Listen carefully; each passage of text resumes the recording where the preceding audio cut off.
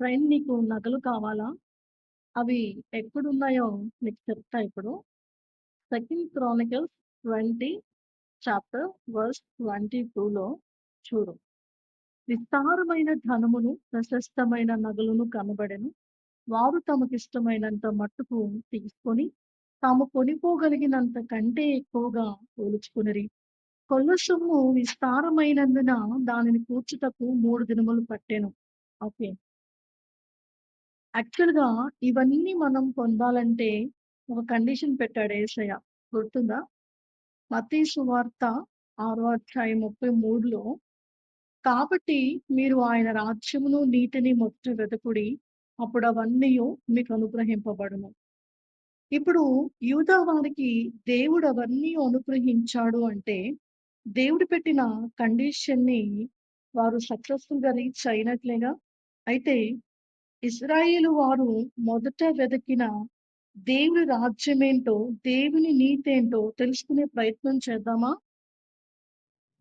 Second Chronicles 20 verse 21, 22, 23లో మనం ఒకసారి చూసినట్లయితే, మరియు అతడు జనులను హెచ్చరిక చేసిన తరువాత యెహోవాను స్తుతించుటకు గాయకులను ఏర్పరచి, వారు పరిశుద్ధాలంకారములు ధరించి సైన్యము ముందర నడుచుచు యెహోవా కృప నిరంతరముండును.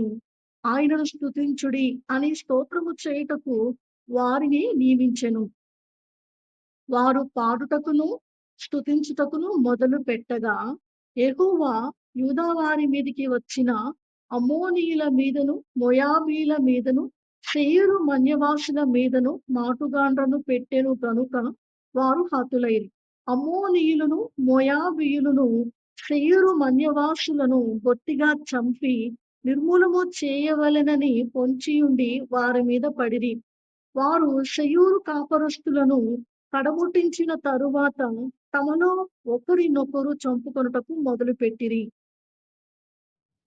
యూదా వారు చేసిందేంటి? పరిశుద్ధ అలంకారములు ధరించి పాడి స్తుతించడం మొదలుపెట్టారు. జస్ట్ వాళ్ళు స్టార్ట్ చేశారు. అంతేగా? సర్వోన్నతుడైన దేవుడు ముగించేశాడు.